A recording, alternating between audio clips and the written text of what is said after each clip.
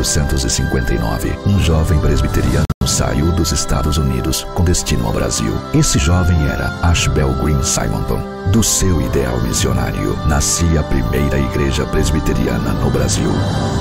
Hoje, somos mais de 1 milhão de brasileiros que comungam da mesma fé de Simonton. Igreja Presbiteriana, desde 1859, transformando vidas com a palavra de Deus.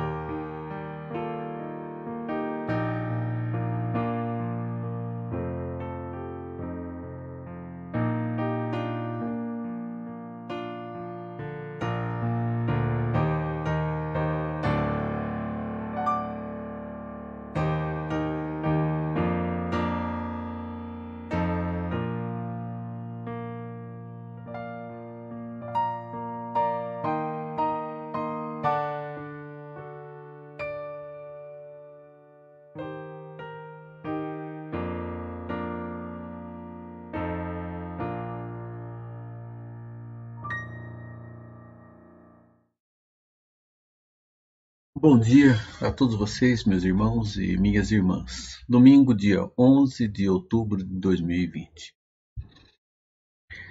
Outubro, o mês em que lembramos da Reforma Protestante. Abra comigo a palavra de Deus, Efésios capítulo 1, do verso 3 ao verso 14. Eu vou fazer a leitura desse texto. Eu peço para que vocês me acompanhem. As Escrituras Sagradas dizem assim: Bendito o Deus e Pai de nosso Senhor Jesus Cristo, que nos tem abençoado com toda sorte de bênção espiritual nas regiões celestiais em Cristo, assim como nos escolheu, nele, antes da fundação do mundo, para sermos santos e irrepreensíveis perante ele, e em amor nos predestinou para ele, para a adoção de filhos por meio de Jesus Cristo, segundo o beneplácito da sua vontade, para o louvor da glória da sua graça, que ele nos concedeu gratuitamente no amado, no qual temos a redenção pelo seu sangue, a remissão dos pecados, segundo a riqueza da sua graça, que Deus derramou abundantemente sobre nós em toda sabedoria e prudência, desvendando-nos o mistério da sua vontade, segundo o seu beneplácito que propusera em Cristo, de fazer convergir nele, na dispensação da plenitude dos tempos, todas as coisas, tanto as do céu como as da terra. Nele, digo, no qual fomos também feitos herança, predestinados segundo o propósito daquele que fez todas as coisas, conforme o conselho da sua vontade, a fim de sermos para louvor da sua glória, nós, os que de antemão esperamos em Cristo, em quem também vós, depois que ouvistes a palavra da verdade, o evangelho da vossa salvação, tendo nele também crido, fostes selados com o Espírito Santo da promessa, o qual é o penhor da nossa herança, até ao resgate da sua propriedade, em louvor da sua glória. Amém. Pare comigo. Senhor, as Escrituras revelam caminhos, Pai, que nós não conheceríamos se o Senhor não tivesse clareado a nós. E obrigado, Senhor. Obrigado porque as Escrituras Sagradas nos dão a conhecer a profundidade do amor do Senhor, do teu cuidado para conosco e de quanto dependíamos de uma ação do Senhor para que a nossa vida sofresse transformação. Caso contrário, Senhor, permaneceríamos mortos em nossos delitos e pecados. Senhor, obrigado, Pai, pela redenção misericordiosa do Senhor a cada um de nós. A Deus, oramos pedindo iluminação para o estudo da Tua Palavra mais uma vez, nesta manhã, nesse domingo, nesse início de semana. Conduza-nos, Senhor, em sabedoria, em conhecimento, iluminados pela ação do Teu Espírito. Em nome de Jesus que oramos. Amém, Senhor. Irmãos, vamos para um momento de louvor ao nosso Deus e depois voltamos para estudar a palavra do Senhor.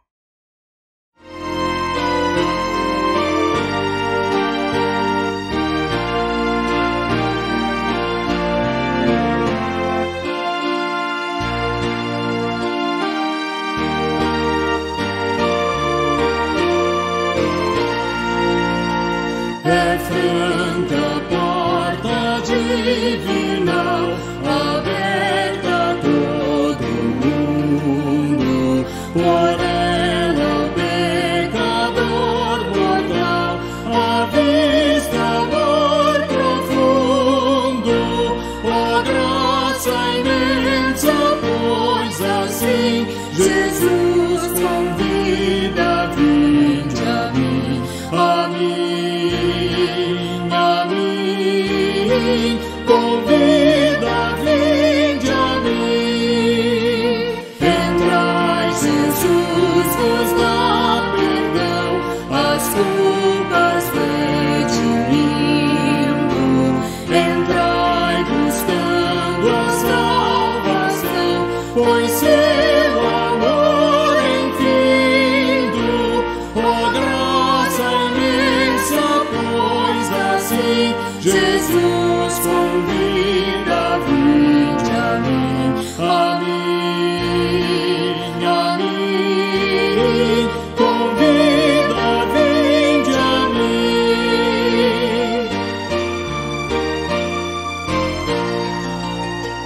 Aberta assim de par em par, entrai com grande urgência, pois Deus a todos quer mostrar real munificência. Oh, graça imensa, pois assim Jesus convida, vinde a mim, a mim, a mim. Convida, vinde a mim.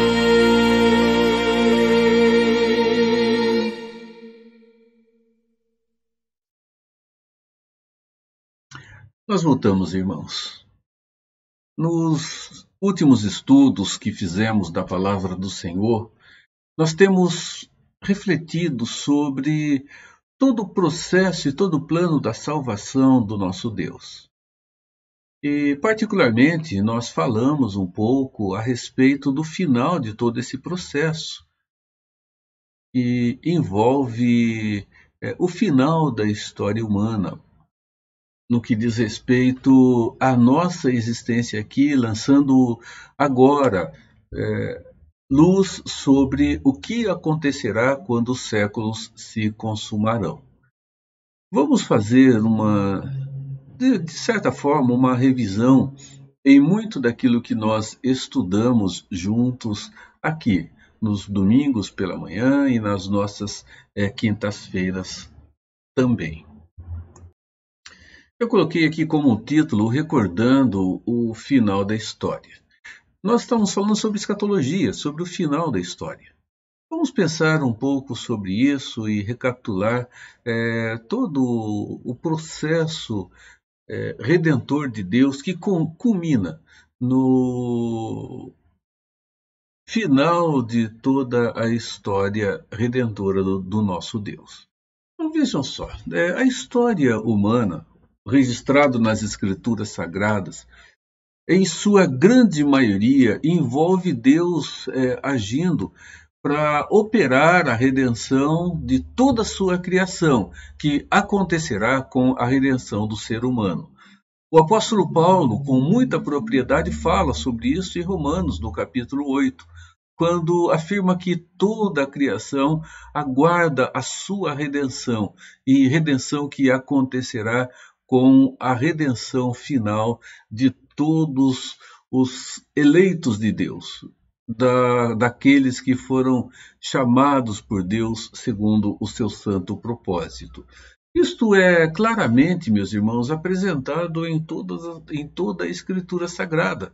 A grande parte do registro dela, vultuosamente a maior parte, nos fala sobre isso. Essa Escritura que, de maneira muito rica, Deus decidiu confiar a nós, decidiu deixar registrada a nós, para que nós pudéssemos conhecer todo esse processo amoroso do nosso Deus. Então, nós observamos o seguinte: todo o conteúdo das Escrituras, eles se firmam em 4 pontos de esteio. Podemos pensar que todo o conteúdo das Escrituras ele está firmado em uma base, como se fosse uma mesa com 4 pés. São os 4 pontos que dão sustentação a todo o registro da Santa Escritura. E eles são a criação. O início das Escrituras nos mostra Deus criando todas as coisas. Deus criando todo o universo e coroando a criação, a sua criação, com a criação do ser humano, com a nossa criação. Então, o primeiro ponto, o primeiro desses 4 pilares, envolvem claramente a doutrina e o ensino sobre a criação. É importante, meus irmãos, nós atentarmos para esse aspecto. A criação, ela é um ato espontâneo de Deus, é um ato voluntário, é um ato totalmente sábio do Senhor e envolve tudo aquilo que nós conseguimos ver e até mesmo aquilo que nós não conseguimos ver. E tudo foi criado de maneira harmoniosa, tudo foi criado de maneira absolutamente funcional, onde cada uma das partes cumpre perfeitamente, ou deveria cumprir perfeitamente, o seu propósito dentro desse ato maior do Senhor. Então nós temos a criação de todas as coisas e nós temos logo em seguida a criação, o registro da criação nas Escrituras, a queda. O homem, ele cai do seu estado de inocência para o seu estado de pecado. Ele muda o seu status diante do Senhor, diante do Deus Criador. Ele toma uma decisão errada e essa decisão errada, ela trouxe consequências que nós amargamos até o dia de hoje. Irmãos, essas 2 doutrinas, elas são fundamentais.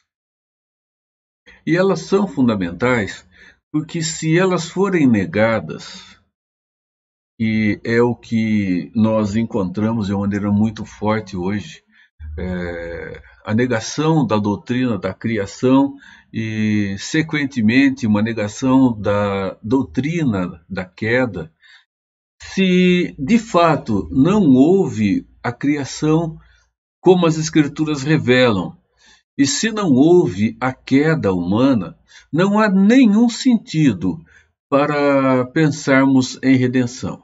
Não há nenhum sentido para olharmos para a pessoa de Cristo Jesus e entendê-lo como o nosso Redentor. Assim, uma tentativa de negação. E eu posso crer que nesse meio está uma ação do grande inimigo de cada um de nós, tentando desqualificar a verdade de Deus em torno de uma mentira, e uma mentira que vai fazer com que, se crermos nela, haverá uma negação da redenção em Cristo Jesus, ou, no mínimo, um enfraquecimento da grandiosidade dessa ação. Então, criação e queda são essenciais para entendermos a grande maioria do registro que temos nas Sagradas Escrituras. E nós continuamos aqui com a redenção. Então, nós temos a criação, nós temos o pacto estabelecido por Deus com a humanidade em Adão. Esse pacto é quebrado quando Adão, então, num ato sedutor de Eva, ele come do fruto e quebra a aliança que fora estabelecida. Então ele sai do seu estado de inocência para o seu estado de pecado. E desta forma, nós observamos dentro das Escrituras, imediatamente após a queda, quando o homem se esconde de Deus, ele se torna separado de Deus, distinto agora, em uma tentativa de autonomia própria, Deus mostrando que ele já havia estabelecido maravilhosamente um plano para que tudo tivesse um rumo diferente. Não a todas as pessoas, mas ao grupo de pessoas que as Escrituras nos afirmam terem sido escolhidas por Ele para voltar à vida com Ele, para voltar à comunhão com Ele, para voltar a desfrutar do relacionamento que por Ele fora estabelecido de maneira muito rica na pessoa de Cristo Jesus. E o capítulo 3, verso de número 15, logo depois do ato da desobediência, Deus então revela que esse plano já existia lá na eternidade passada. É o que nós acabamos de ler em Efésios, capítulo 1, quando diz que Deus nos predestinou em Cristo antes da fundação do mundo. Ele nos escolheu antes de tudo ter sido criado. E agora ele começa a colocar em prática o seu plano de redenção que acontece através da pessoa de Cristo Jesus.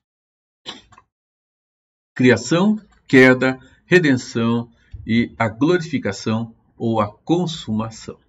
A glorificação mostra o final de todo o processo redentor do Deus Todo-Poderoso. A redenção, olhando para as Escrituras, ela é um processo. Ela é um processo que está acontecendo passo após passo. Ela não é um único ato. Ela não é a conversão simplesmente como nós temos comumente, até mesmo tomado por afirmação. Ela é um processo que tem um início e que tem um final. E marcado de maneira muito clara dentro das Escrituras. É um processo que começa na eternidade passada e que terá o seu fim na consumação dos séculos na eternidade futura. Então, apesar de estar no meio daquela relação que apresentamos ali com os 4 pontos da criação, a queda e a redenção, de fato, a redenção ela envolve o todo do nosso Deus com relação a nós, pessoas, e com relação a toda a criação.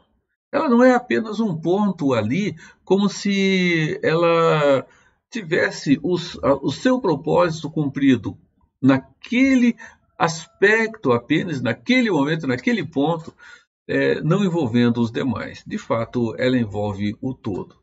Ela é presente antes da criação no coração do próprio Deus, na pessoa do Pai, do Filho e do Espírito Santo.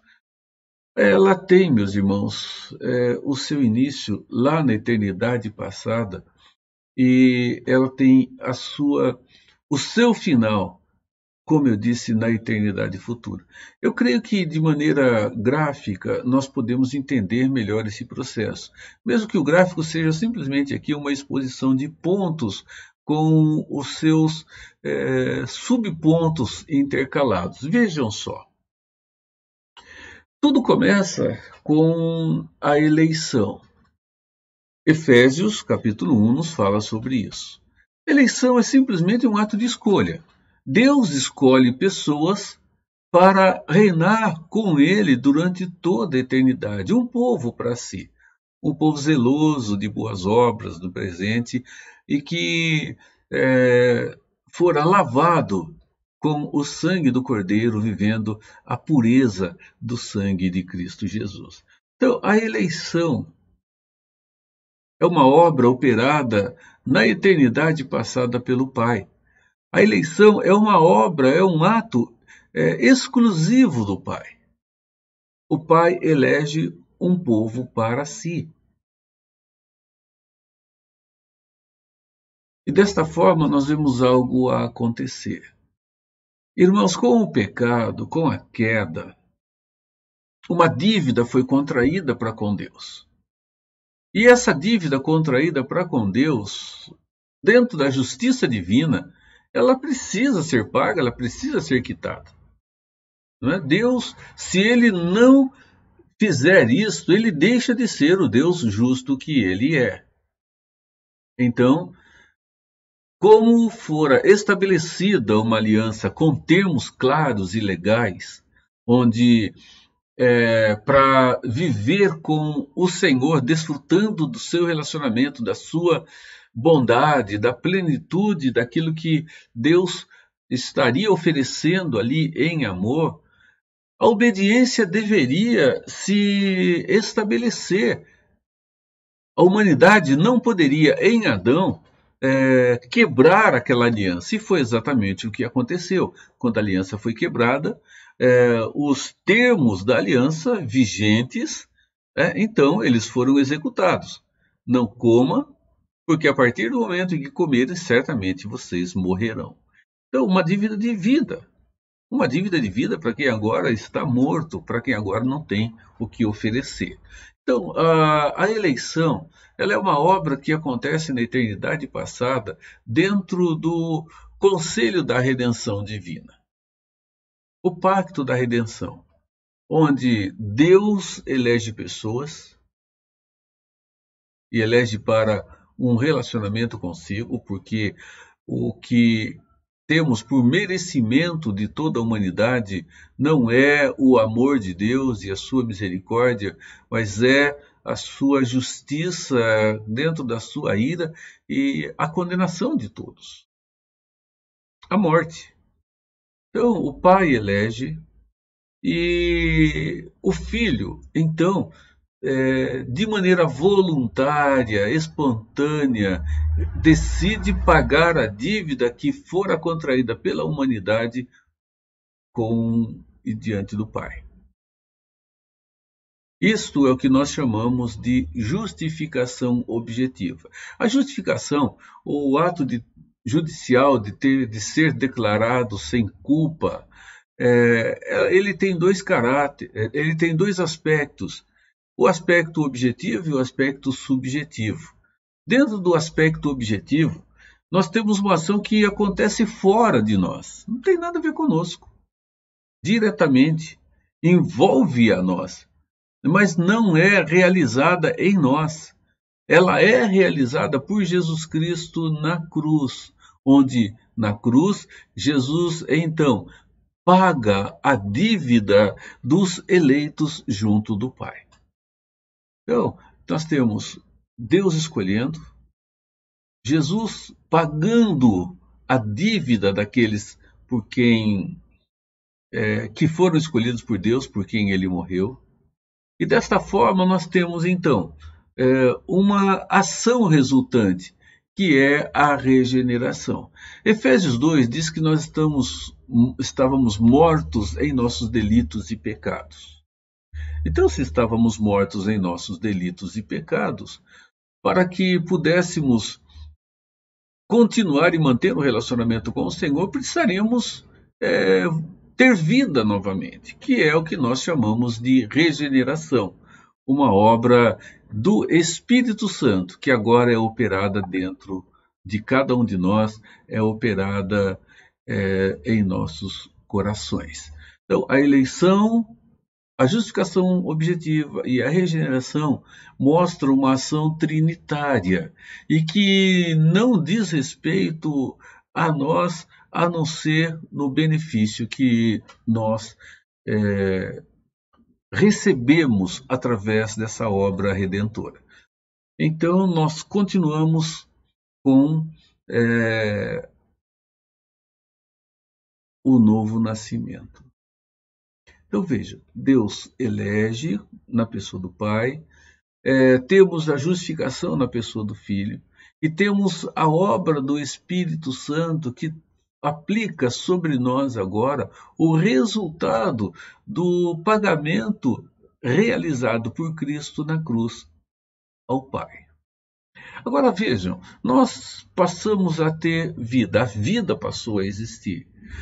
O novo nascimento, podemos chamá-lo como a manifestação da vida que fora operada pelo Espírito Santo no coração dos eleitos.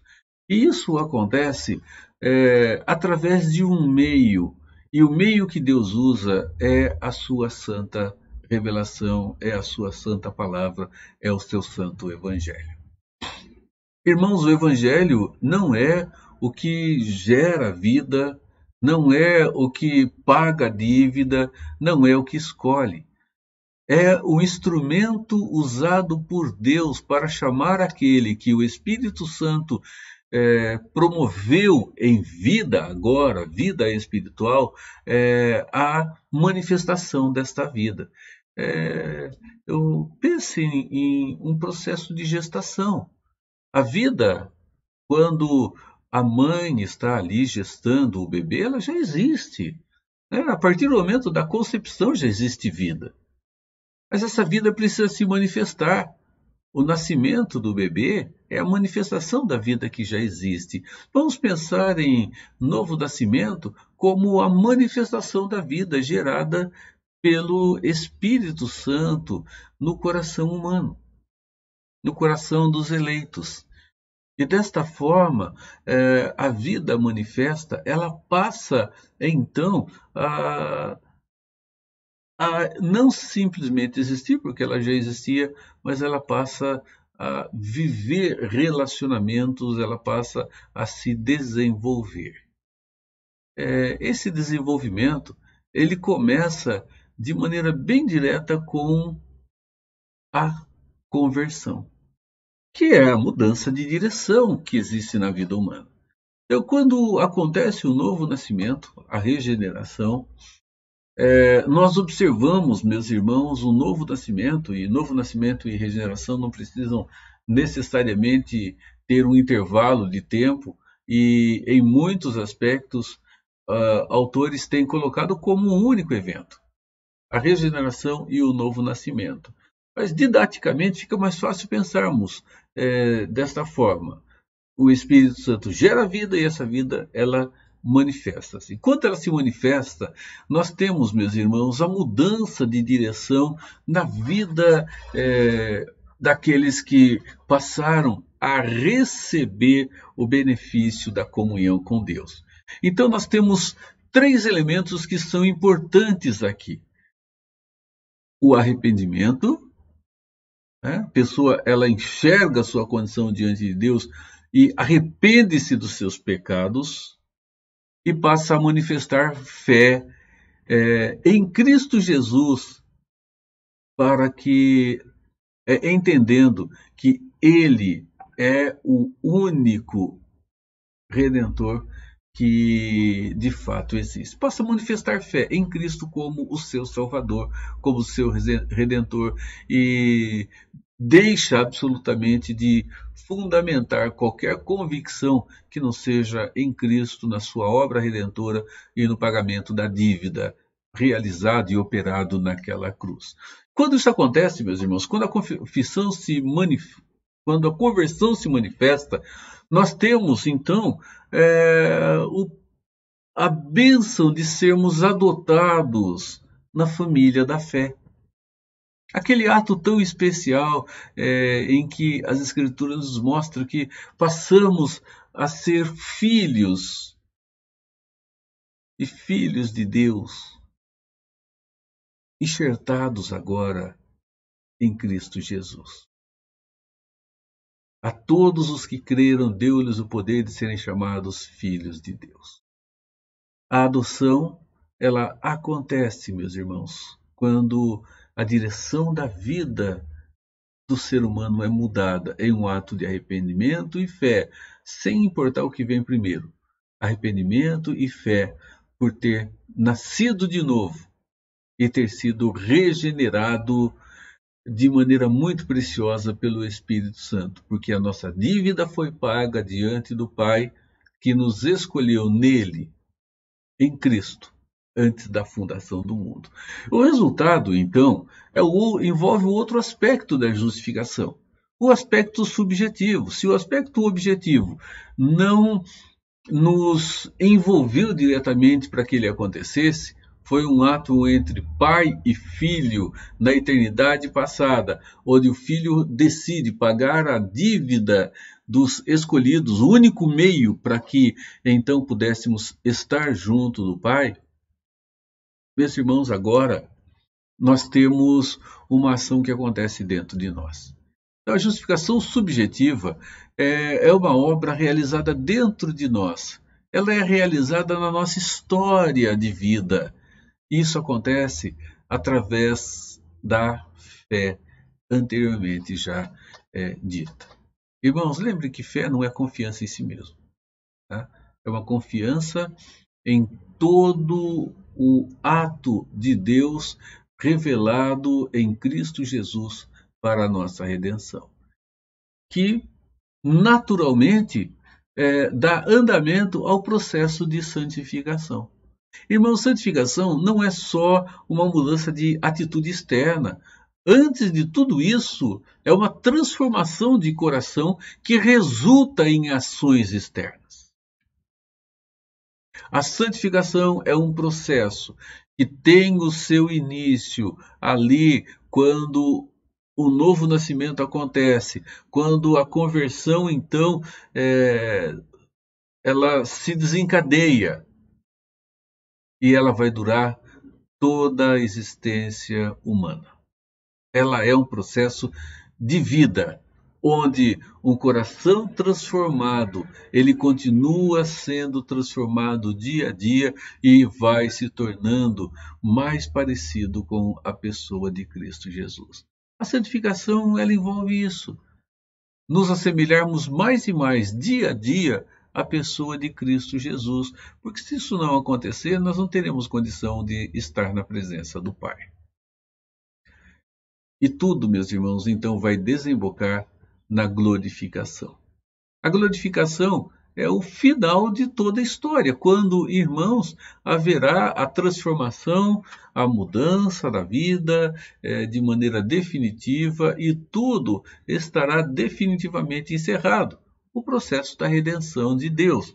Então, a glorificação, essencialmente, resumindo, ela envolve 4 aspectos. Primeiro, o primeiro aspecto diz respeito à volta de Cristo Jesus. Ela começa ali. A glorificação começa com a segunda vinda de Cristo, com o seu retorno. E, consequentemente, a segunda vinda de Cristo, ou o retorno de Cristo Jesus, promoverá a ressurreição geral. Todas as pessoas ressuscitarão naquele instante. Todos, é evidente, os que estiverem mortos, porque os que estiverem vivos serão glorificados em vida. A segunda vinda de Jesus trará como consequência a ressurreição geral, que será seguida pelo julgamento final.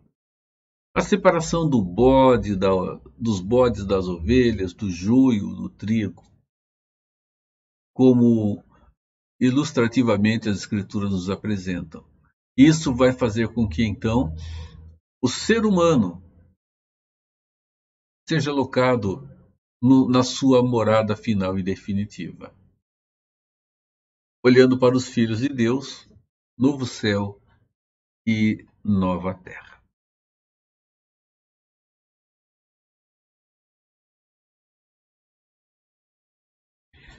A glorificação, meus irmãos, é aquele ato de Deus que vai nos livrar de maneira definitiva e absolutamente completa dos efeitos que o pecado trouxe sobre cada um de nós. Vai pôr fim a tudo aquilo, né? É aquele ato maravilhoso de Deus que vai fazer com que tudo aquilo que carregamos hoje como peso e efeito do pecado desapareça e esteja ausente. Romanos 8, versos 23 e 24, nos ajuda a entender esta relação. Vejam só. E não só ela, mas nós mesmos que temos as primícias do Espírito, também gememos em nós mesmos, esperando a adoção, a saber, a redenção do nosso corpo. Porque em esperança fomos salvos. Ora, a esperança que se vê não é esperança, porque o que alguém vê, como o esperará? E nós estamos de maneira muito viva, olhando para o texto e vendo que a redenção do corpo implica, meus irmãos, exatamente em pôr fim a todos os efeitos que o pecado teve sobre nós. Tem sobre nós ainda, e que terá o seu fim.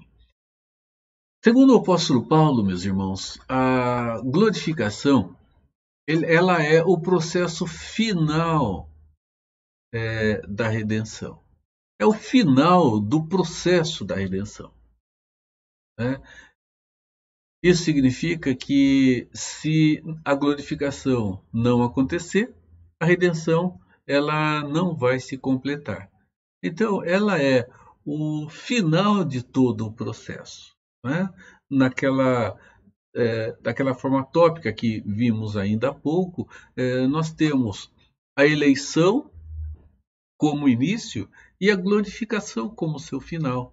Então, a eleição inicia todo o processo da redenção lá no coração do Pai, lá no conselho divino, onde o pacto da redenção é estabelecido.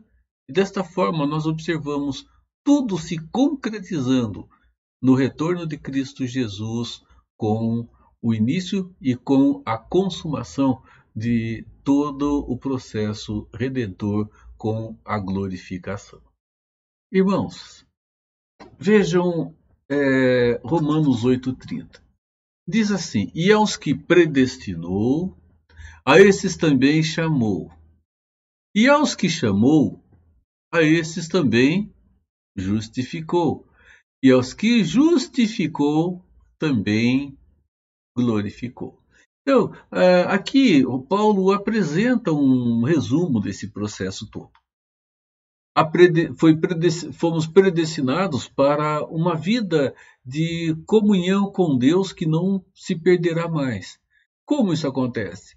Ele chama através da sua palavra, ele justifica, e esse ato justificador está envolvendo diretamente a pessoa de Jesus Cristo e a pessoa do Espírito.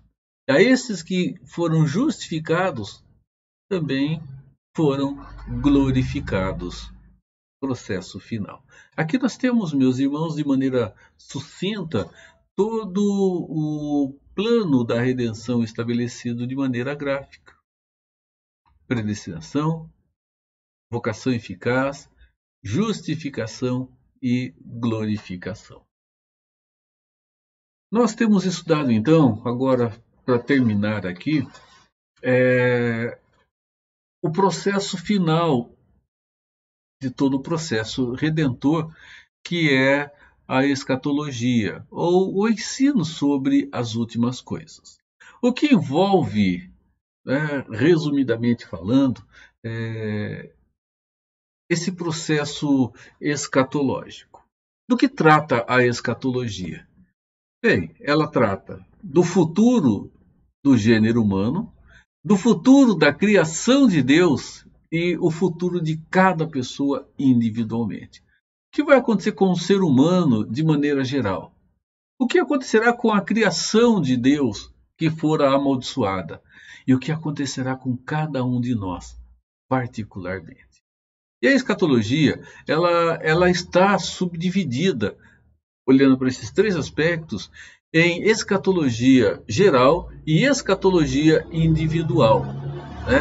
Dentro desses dois aspectos, nós vemos a escatologia geral, ela tratando da volta de Jesus Cristo, do seu retorno, do milênio, do novo céu e da nova terra. De maneira geral, a escatologia vai tratar desses aspectos, a volta de Cristo, Apocalipse 20, a questão do milênio, as posições com relação a ele, estudando cada uma delas. Apocalipse 20 é o único texto que temos que fala a respeito da era milenar. E, no entanto, deve ser examinado dentro do todo da palavra de Deus. E nós temos basicamente três posições que são defendidas com relação ao milênio: o pré-milenismo, o pós-milenismo e o amilenismo. Essas três posições, elas estão ligadas diretamente à vinda de Cristo. O milênio acontecerá antes ou depois da vinda de Cristo Jesus. O pré-milenismo, ele se subdivide em pré-milenismo histórico e o dispensacionalista. Então, nós observamos, com o retorno de Cristo, a escatologia geral estuda o retorno de Cristo, o milênio, novo céu e a nova terra. Quando nós partimos para a escatologia individual, ela é mais subdividida. A subdivisão é maior. Então, a escatologia individual, ela envolve o estudo sobre o destino final, o destino eterno, tanto das pessoas como dos anjos. E é evidente, quando nós falamos em anjo aqui, nós envolvemos a pessoa de Satanás e dos demônios. O destino eterno de cada um deles, dos seres humanos e também dos anjos que se rebelaram contra Deus. Os demais, eles continuarão servindo ao Senhor na eternidade futura, como estavam e estão a seu serviço. Vejam só. Então, a escatologia individual, ela envolve a morte do ser humano. A morte que diz respeito à separação entre a parte física e a parte não física.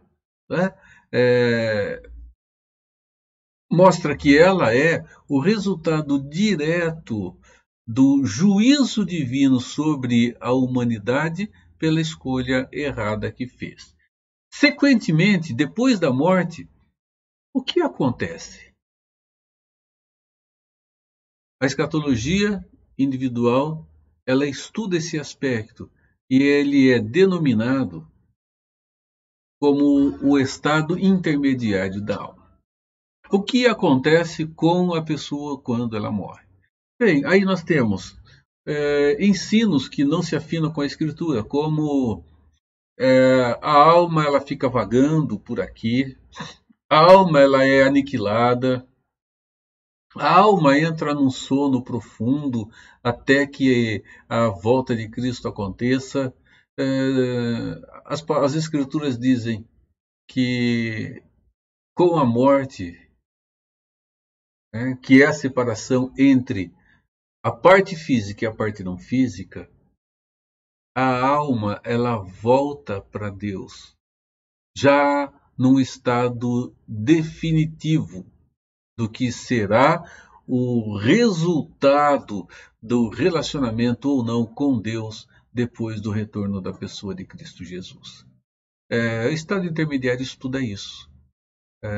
Não entendemos que não há um local intermediário em que haja necessidade de purificação, que os espíritos não ficam vagando, esperando novamente a oportunidade de estarem sendo purificados, assumindo um novo corpo, que não haverá aniquilamento da alma, mas que haverá sim um retorno, né, dela com a ressurreição, estará se unindo ao corpo novamente, e isto será por toda a eternidade. Né? Então, a morte, o estado intermediário e a ressurreição, que implica exatamente no aspecto inverso do que representa a morte. A morte, ela implica na separação, a ressurreição na união novamente da alma que está com Deus e do corpo que foi para a sepultura. E o julgamento final, o juízo final, onde todos terão que prestar contas ao Senhor. Deus separará o bode da ovelha, separará o joio do trigo, Jesus fará isso, e todos serão julgados. E é interessante que todos serão julgados dentro do seu estado. Estado de condenação ou estado de não condenação. Estado de ter confiado em Cristo como seu Redentor e não ter confiado em Cristo como o seu único Redentor. E, meus irmãos, tanto aquele que fora alcançado pela graça de Deus e o que não for alcançado pela graça de Deus, terão que prestar contas, tintim por tintim, das obras que realizaram aqui.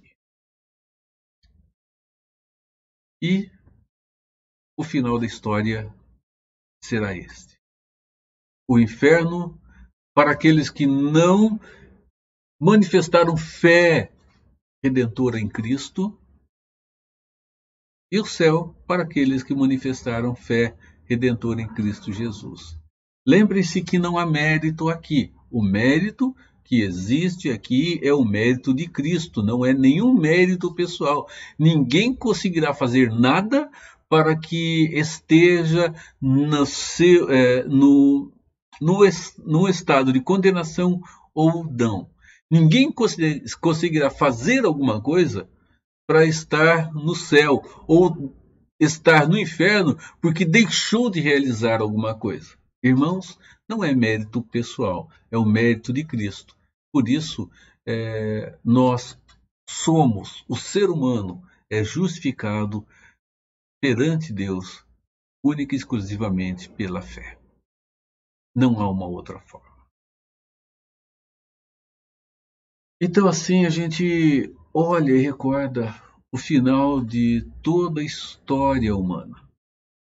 Uma história de beleza, uma história de desobediência, uma história de tristeza. Meus irmãos, a cruz é o único caminho para o Pai. Não a cruz o objeto, mas a cruz o ato de amor realizado pelo Filho, quando ali ele se deu em pagamento por cada um daqueles que Deus, no seu ato de amor e misericórdia, escolheu. A história humana, meus irmãos, é uma história assim de tristeza. É uma história de dor, é uma história de sofrimento, é uma história de morte.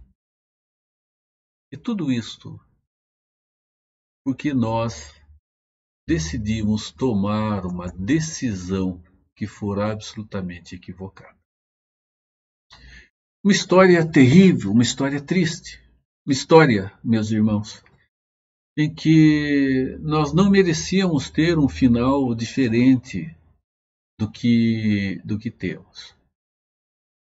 O nosso final deveria ser, sim, por um ato de justiça, condenação eterna, sofrimento por toda a eternidade, porque nós, humanidade, estávamos cientes de que o ato de desobediência, que a escolha resultaria em morte. Meus irmãos, Adão não sabia de todos os detalhes que conhecemos agora, Deus revelou posteriormente, mas ele sabia exatamente o que implicava a sua escolha. É um ato de amor e misericórdia a redenção que nós estamos vivendo. Amor de Deus para conosco não é outra coisa. E misericórdia, porque não há merecimento, não havia merecimento, e não há nenhum mérito que possa fazer-nos pessoas merecedoras ou dignas do amor de Deus, do cuidado de Deus e da sua santa misericórdia.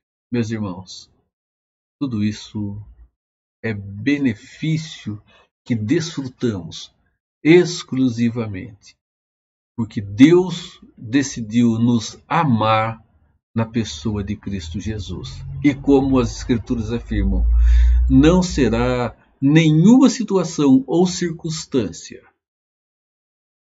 não será nenhum sofrimento e nenhuma luta que nos separará do amor de Deus que está firmado em Cristo Jesus, o nosso Redentor. Deus abençoe-nos, Deus nos fortaleça, Deus nos renove na pessoa amada do seu Filho, na pessoa amada de Cristo Jesus. Amém. Nós vamos buscar o Senhor em oração. Pai amado e grandioso, bendito seja o Senhor que nos tem abençoado com toda sorte de bênção espiritual nas regiões celestiais em Cristo Jesus. O Senhor que em Cristo nos amou e tem nos amado. O Senhor que em Cristo tem dispensado sobre nós da tua graça. O Senhor que tem feito renovar sobre nós a tua misericórdia a cada manhã. Obrigado, Senhor.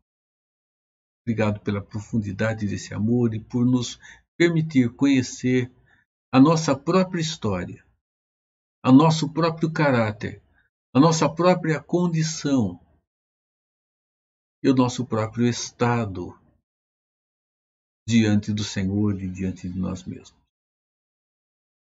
Senhor amado, nos olhamos, Pai, e pelas Escrituras Sagradas nós nos conhecemos melhor. Nós vemos que precisamos domar o nosso coração. Nós compreendemos que precisamos tratar da nossa vida dia a dia pela imperfeição que nós vivemos. Nós entendemos, Senhor, a profundidade do teu amor para conosco, quando o teu Filho amado decidiu pagar a nossa dívida ao Senhor. E pagar a dívida de forma tal que ele nunca mais deixará sua forma humana.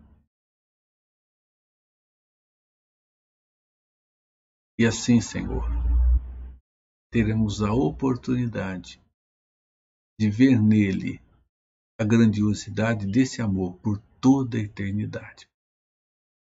Obrigado, Senhor. Nós te louvamos em nome de Jesus. Amém. Irmãos, que a graça de Jesus Cristo, o amor de Deus, nosso Pai, e a comunhão do Espírito Santo seja com a sua vida e envolva todo o povo de Deus, agora e por todo sempre. Amém. Amém. Deus abençoe, Deus fortaleça a cada um de vocês, meus irmãos.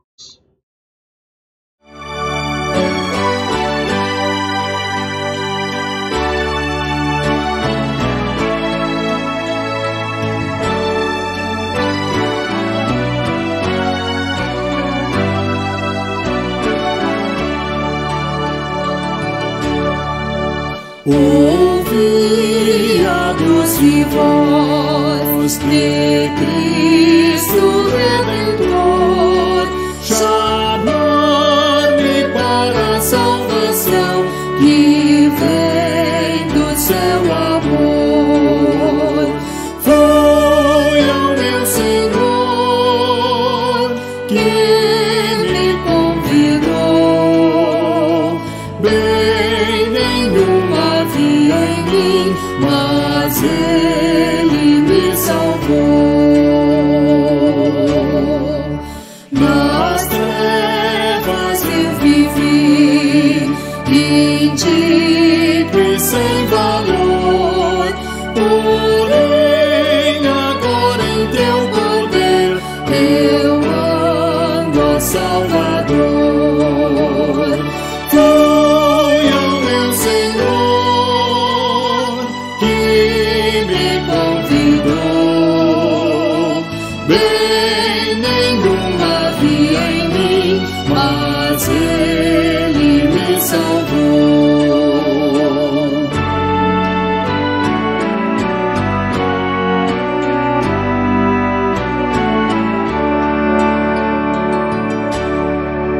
A Deus eu louvarei por essa redenção, pois tendo Cristo Redentor, eu tenho a salvação. Foi ao meu Senhor que me convidou. Bem,